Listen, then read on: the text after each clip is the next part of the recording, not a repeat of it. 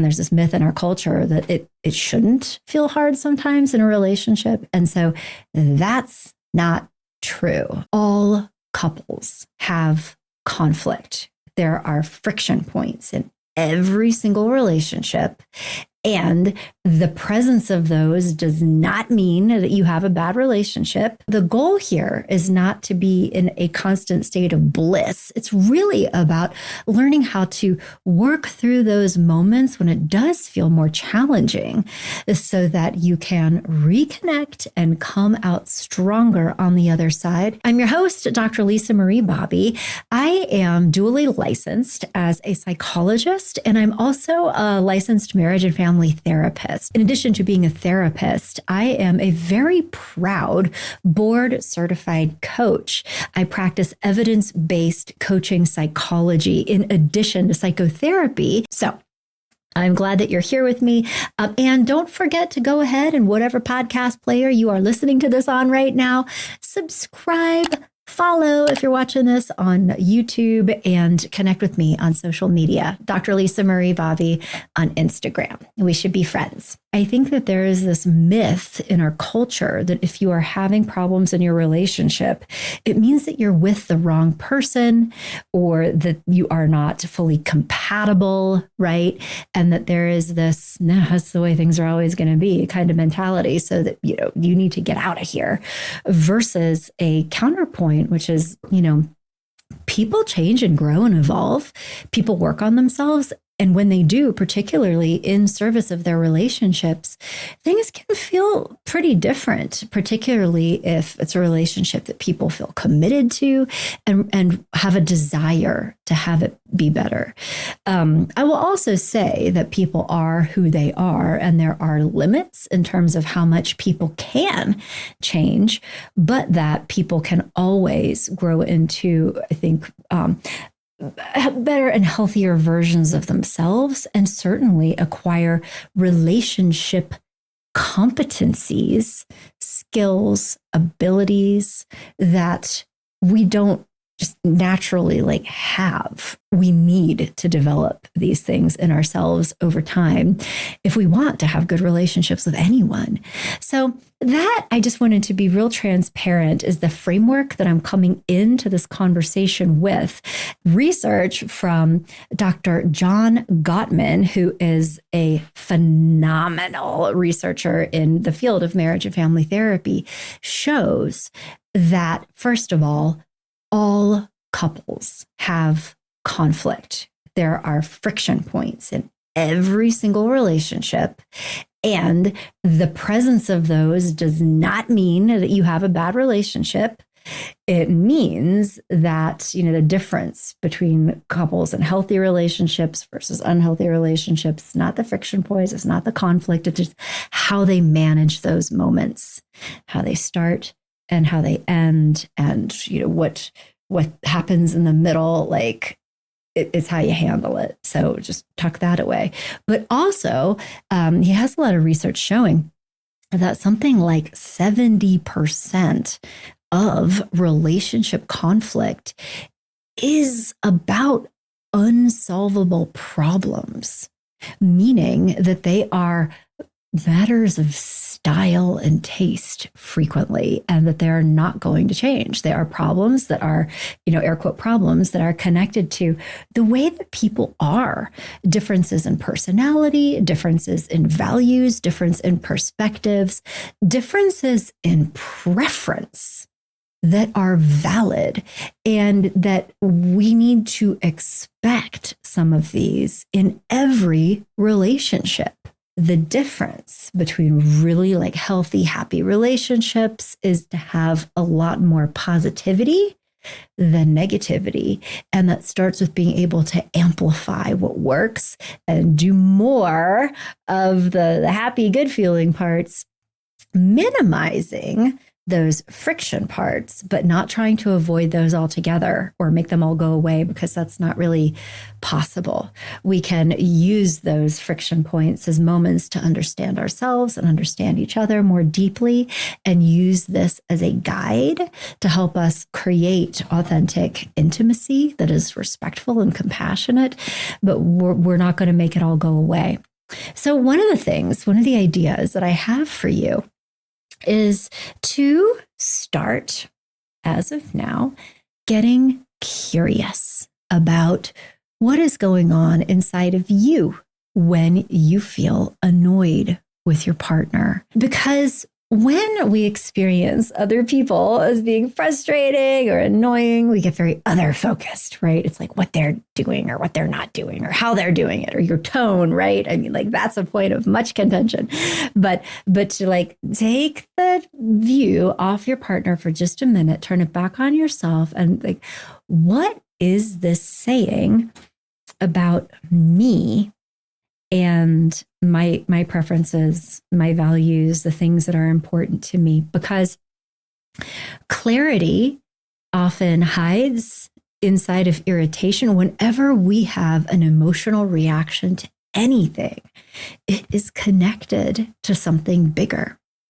And by getting clear about what that is for you, that is the first step in being able to do something with this that will either strengthen your relationship or help you get clarity about whether or not the relationship can be strengthened. So then with that in mind, let's talk a little bit about the differences between annoyances and what is always going to be part of this package with this particular earthling in this particular relationship versus what is a deal breaker? Because, the reality is that not all frustrations are created equal and that you do need to know the difference between a personality quirk or something that's annoying and what is a toxic dynamic,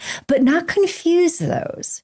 What I would encourage you to do, and you could even pause me for just a second right here during this podcast and do a quick exercise, which is just to stop and in your notebook or your notes app, I want 2 columns.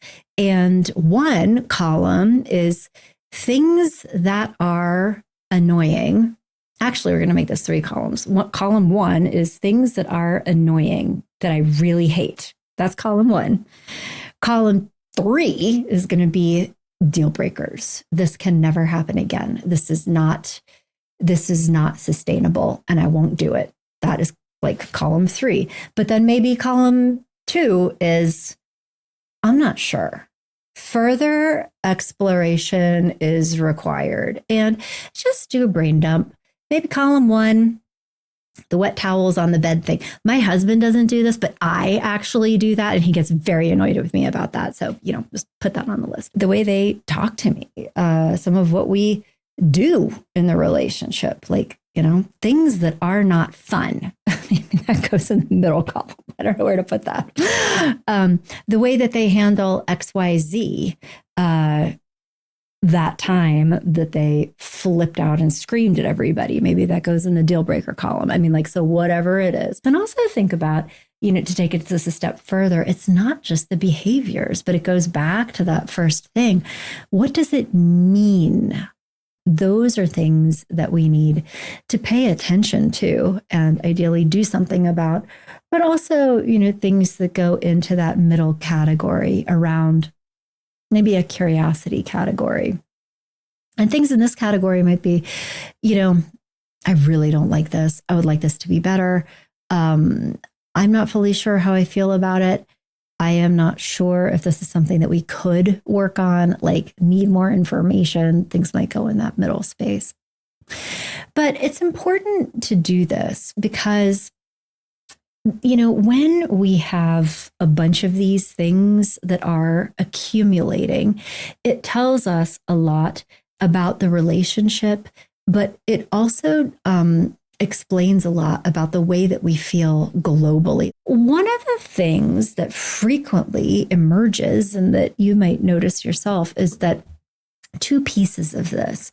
When there are a lot of things happening that are either frustrating, annoying, not fun, or that really don't feel good, and you start to experience a lot of those in a relationship, damages that feeling of being in love, being connected, having a good time, and even like romantic feelings those can get diminished and I think eroded when there is a prevalence of things that feel negative in a relationship. But the other thing that people frequently don't realize, and this is important, like sit up straight, get ready to write something down. What I'm about to say here is that when people feel disconnected in a relationship, when there is an absence of positive connection, so intimacy, fun, shared meaning, emotional intimacy, even when there is an absence of that, many things feel more negative and frustrating and annoying than they would if there had been more positivity in a relationship.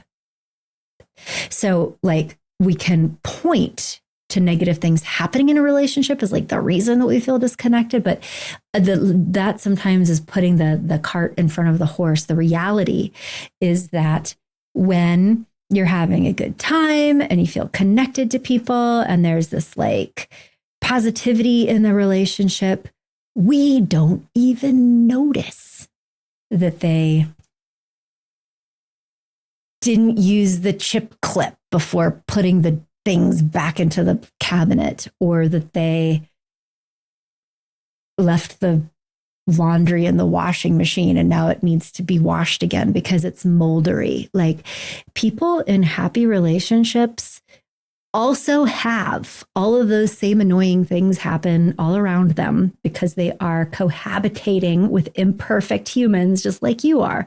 But the difference is that they don't even register it as a grievance half the time. Whereas in the context of a difficult feeling relationship, there will be multiple hours of stewing and like, I asked him to put the laundry in the dryer and he didn't because he never does. And this is just one more example of blah, blah, blah. Like, okay, so it's not the event. It is the meaning that we make of it. So I'm just going to pause here for a second, let this sink in. And I would like to encourage you to maybe pause me a little bit longer and do some thinking, some reflecting, talk it to a voice memo, journaling around whether or not that might be true. That, in fact, they always put their glass on the counter next to the sink instead of in the dishwasher. This has been the way it is your whole entire relationship. And lately, it makes you insane. Why? Answer that question. Why is this so enraging to me? Because I think if you really reflect on this, you will notice that when you're not in a good place emotionally with your partner, every little thing is a huge deal. One of the ways to resolve this and feel a lot less frustrated with the things that are happening in the relationship is to get much less hyperactively focused on the things that are happening or not happening, and instead go into that macro place of, how am I feeling about you and like this entire thing that we're doing, as opposed to the things that feel really annoying, like you breathing or like chewing that way that you do. I think that that's really important. What is also really important is, and this is the part 3 of this, is in addition to what does it mean? What am I indexing? Why is it bothering me as much as it does? And understanding the difference between deal breakers, not deal breakers, is coming into how to manage yourself mentally and emotionally so that you can do something productive and constructive in the moment with these feelings, as opposed to you're behaving in a way that is going to make your relationship worse instead of better. And that's really important, because here's another just psychological principle that is extremely important when it comes to relationships is that when you feel that we are being treated unfairly or that somebody else is behaving inappropriately or is doing something that they should know that we hate, like whatever it is, we experience ourselves as being victimized in some way, or I can't believe you said that, whatever. It leads us to feel entitled to behave towards them in a critical, aggressive, mean, frustrated, whatever, emotionally reactive way because they did whatever thing that made us feel unhappy. And so it's very, very important that whatever we are reacting to, we are managing and understanding that they don't know why we might be having feelings, and that it is our responsibility in a relationship to manage ourselves and then also communicate about things that need to be communicated about in any relationship. Just solid emotional intelligence skills are crucially important. And now I'll say this, I have recorded episodes on the subject of emotional intelligence as like a specific thing. And if one of your goals is to improve your relationship, I would strongly encourage you to go back through my feed and check out a couple of those, because what we are talking about right now in this domain is actually emotional intelligence skills and how to cultivate these in yourself so that you can manage these moments in a healthy way. And so what do I mean when I talk about emotional intelligence? This is a skill set that virtually all adults within the sound of my voice can benefit from working on. And there are 4 different components to emotional intelligence. The first is the ability to know how you are feeling and why, which sounds super basic, but many times people don't. They get upset at something somebody else does. They know that, but they're not quite sure what the feeling is or why they are having it, right? Because they put the glass on the counter is not the reason why you are feeling the way that you are feeling. It is the meaning that you are making of it. The glass on the counter is a neutral event. It is what are you receiving? Is that is a message that means what to you? And that is a very important emotional intelligence skill. And oftentimes from people who are like, there's the glass, it is, I am being disrespected. I am the only one who is trying to like keep our shared life together. They expect me to do everything. It goes into like division of labor stuff or feeling taken for granted. I mean, it can go to all kinds of different spaces. But the emotional intelligence skill is being able to come in and say, what am I telling myself about this right now? How am I feeling? Why does that make sense? And that's just step 1 of emotional intelligence. Step 2 is being able to manage it, meaning that you have the ability to regulate your emotions. So if you are feeling flooded or triggered or upset or hurt or any of those things, that you have the ability to notice, ooh, my dial is cranked to 11 right now, and I'm going to bring that back down to a 3 or a 4. I am not going to make my feelings go away. That is not the goal. All emotions, especially dark emotions, are incredibly valuable. We need them, and you need to stay connected to them. You are not doing anybody any favors by trying to not have feelings. But when our feelings are cranked all the way up and we are feeling things very intensely, it becomes difficult to maintain control of ourselves. We say things in blunt or aggressive or overly harsh ways that, it isn't that you're wrong or that conversation doesn't need to happen, but that if we have more control over our own emotional thermostat, we're able to turn that into a constructive conversation that leads to positive change, that leads to greater understanding, that leads to connection, as opposed to a conflict that is not going to lead to positive change and is only going to harm the relationship rather than improve the relationship. So our ability to know how we feel and why that is, and then manage our own emotions, is a huge part of emotional intelligence. And then, of course, there are the other facing components of emotional intelligence, which is understanding, step 3, how somebody else feels and having an awareness of what they are thinking and what is true for them. And this requires the ability to have some psychological mindedness so that when your partner does the annoying thing, leaves the glass on the sink, comes home with the wrong mayonnaise, you are able to have some insight or at least curiosity as to like, why do they keep doing that? In not a critical way, but like a really authentic way. And it's, be able to say like, they probably think all mayonnaise is the same because they're not a first generation Belgian American. Like it's a thing for us. I need to own that. Or that,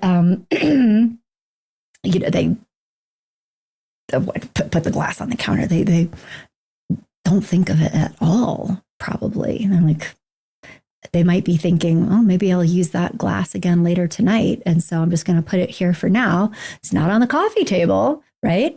But I could use that glass again. Maybe it doesn't need to be washed. I don't know. But to get curious or to imagine, like, when I look at this specific thing through the eyes of a different person, how does this make sense? And being able to try to understand and have a little bit of empathy for it. And that can feel challenging if you haven't had a lot of practice or experience in like trying to understand other people. Like, how does this make sense? And this is also a skill that can be developed. And this is something that we do a lot of in emotional intelligence coaching. And frankly, emotional intelligence skills are oftentimes a really big part of having better relationships with anybody, with your partner, with coworkers, but like this psychological mindedness is part of it. And this also ties into that fourth piece of emotional intelligence skills, which is then being able to manage an interpersonal situation effectively through communication. And this could mean, like, we've talked about the glass on the counter thing, and I see that you keep doing that. I'm not being mad right now, not trying to start a fight. I am curious about what keeps happening, that the glass keeps going there. Just take me into this. And I will bet you a cookie that it is because I might use the glass again. It doesn't even need to be, there was water in it. We don't need to wash it. I'll just leave it there until I didn't want to put it back in the cabinet. I don't want anybody else using the glass that I had my lips on, right? But like, I don't know. Like, okay, that actually kind of makes sense. We're going to put a little coaster here, and this is going to be the spot for your water glass that you might refill. Like, we're all right. And it is through this kind of communication that you can oftentimes negotiate something that maybe isn't even changing the behavior, but it is a shared understanding that takes the emotional energy out of the situation that may previously had felt really annoying. But this begins with your ability to understand like how you are interpreting something, calm yourself down, and your ability to get curious about somebody else and then have a curiosity-based conversation that connects, that leads to solutions, as opposed to, how dare you, right? Like based on your interpretation of the event. And they'll be like, I don't know what you're talking about right now, because that is also something that people frequently experience in relationships. They are genuinely mystified about why their partner is so upset, which then, of course, is enraging to their partner because they're like, how could you not understand why this is so upsetting to me?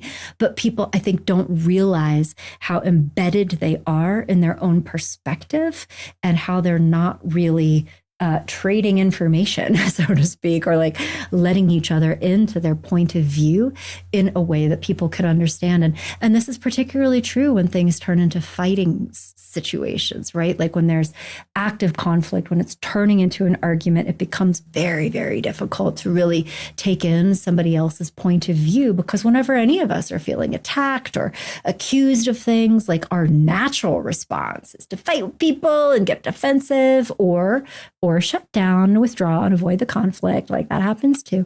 So anyway, but I just wanted to say that and give you a roadmap for how to handle this when it comes up in your relationship, because this is the path forward to making this better.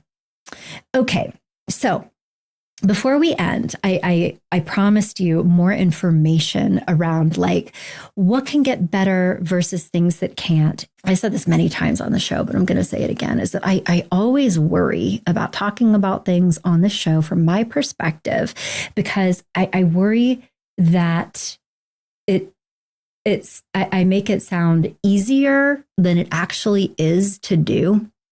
And the reality is that people don't just flip on and off like a switch. And that's why people come into marriage counseling, relationship growth coaching, or like relationship growth oriented programs, is that because in addition to acquiring information, there is also a need to have new experiences with your partner, with yourself, with that space between the two of you. And what will always happen is that when you try to apply some of these ideas with another actual human who is going to have thoughts or feelings or reactions, it's going to go differently than what you expected. And this is good, but to be in an environment where we can then use that in a constructive way that helps you both understand what's going on at the same time and understand each other and understand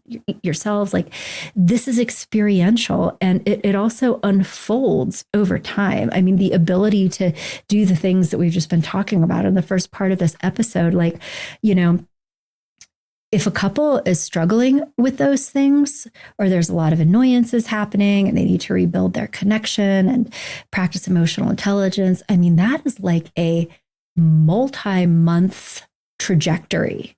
That would be at least 8 to potentially 16 weeks of regularly working on this in an organized way. So if you are interested in doing this work with an expert, meaning a therapist who has specific training in couples and family therapy, which makes a huge difference, because you also need to know that most therapists who offer air quote couples counseling do not have specialized training or experience in couples and family therapy.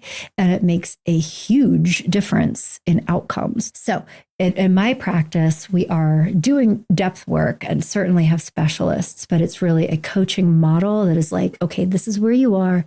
This is where you would like to be. What do each of you need to learn or develop or do differently in a supported way over a period of time, so that you grow together and can move into a different stage of your relationship in terms of your ability to handle these. Like that's the way it's framed. And of course, if you would like to do any of that work with me or my practice, growingself.com, you can come and schedule your free consultation and we'll talk about what's going on. So just to get real, I'll give you some real deal advice here. A lot of things can be improved. And I would argue that pretty much everybody wants to have a better relationship and feels devastated when, a relationship that they care a lot about feels very, very hard. And because it feels hard, is bringing out the worst in them. Nobody feels good about that.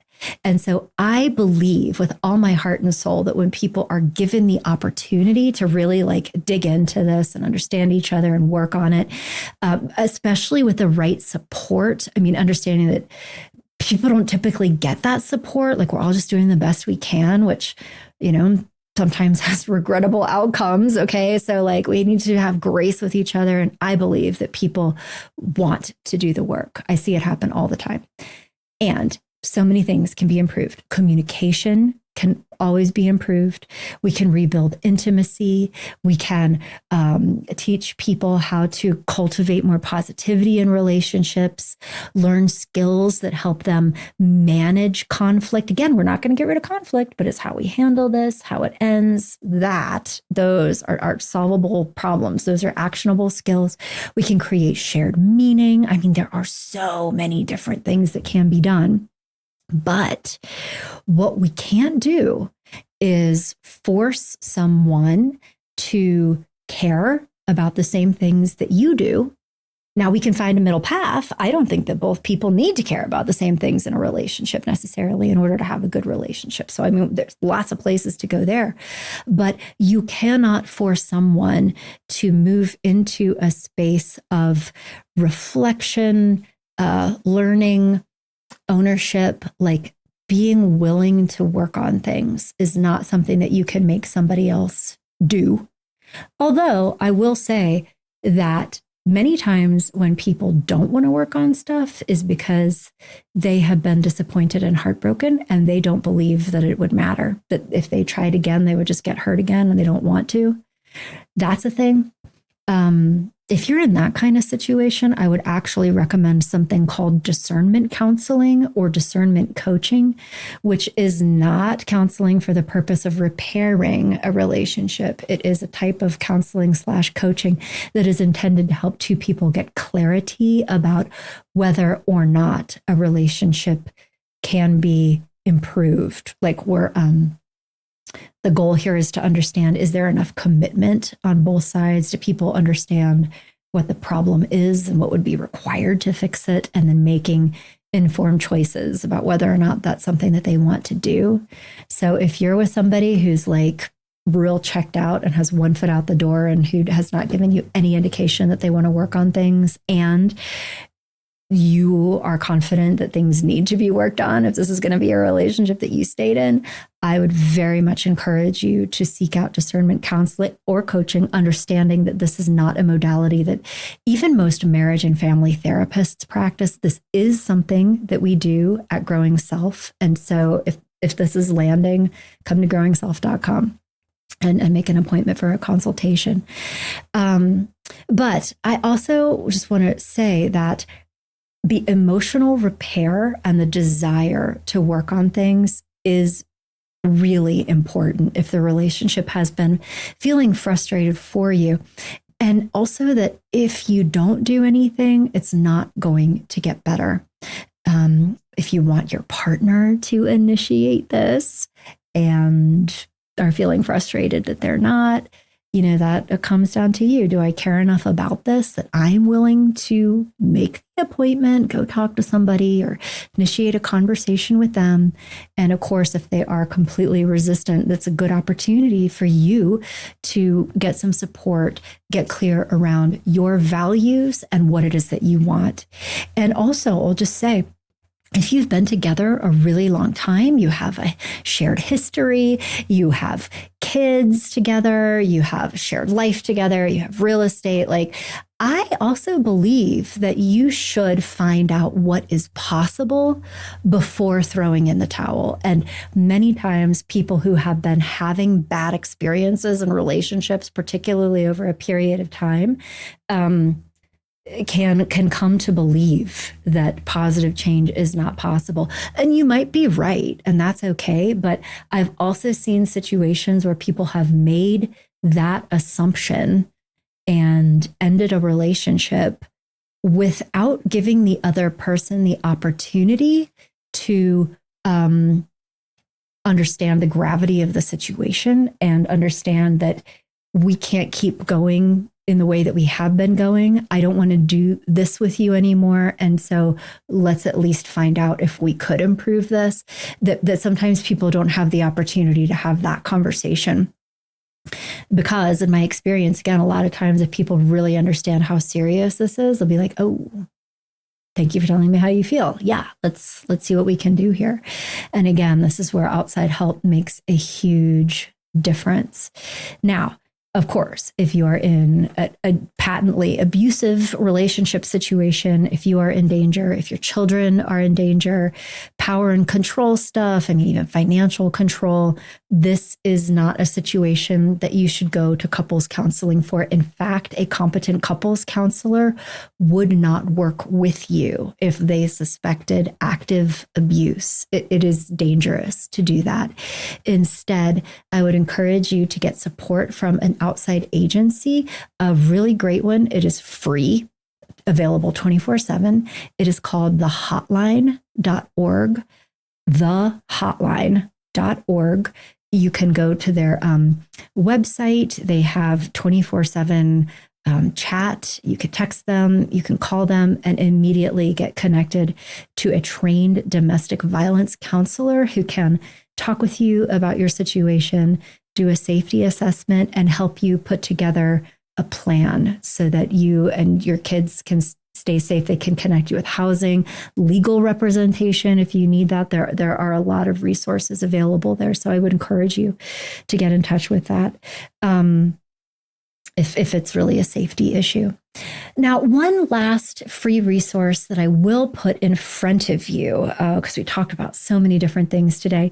Another resource that I love and that a lot of people use, and I've gotten a lot of feedback, positive feedback about, which makes me feel good, is that I keep an assessment tool on my website. It is totally free, and it is called How Healthy Is Your Relationship? And so if you go to growingself.com and the main nav, you'll see a big free resources tab. Go to that free resources tab. You'll see the How Healthy Is My Relationship quiz. You can take that quiz and you will get a detailed report that shows you where the strengths in your relationship are, but also where the growth opportunities are. And you can also send this to your partner. And this can be a wonderful way to help you create a more balanced view of, yeah, there are these frustrations. Yeah, there are things that I don't like that are happening in the relationship right now. Here are the things that we could and should work on. But it will also give you visibility into the parts of your relationship that are strengths, that are the things that we want to nurture and nourish. Because again, remembering, you guys, that is a big part of having a great relationship. It is not trying to make all the hard things go away, because that is never going to be fully true. But by cultivating the good things and then managing the hard things effectively, that is actually how amazing, long-term, satisfying, genuinely happy relationships are created. I hope that this was helpful for you.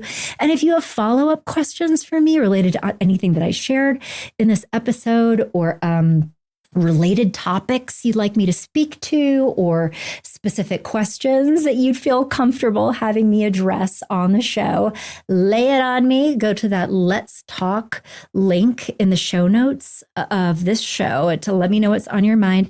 And then also brace yourself, because starting here pretty soon, you're going to start to hear promotions for various things on the show. Again, I'm ambivalent about this, but I'm doing it because I'm confident that this is the way to help me do more shows, better shows, bringing you higher quality guests, better advice, more free resources with every episode. This is the way. Thanks for hanging in there, and I will be back in touch next week with more love, happiness, and success.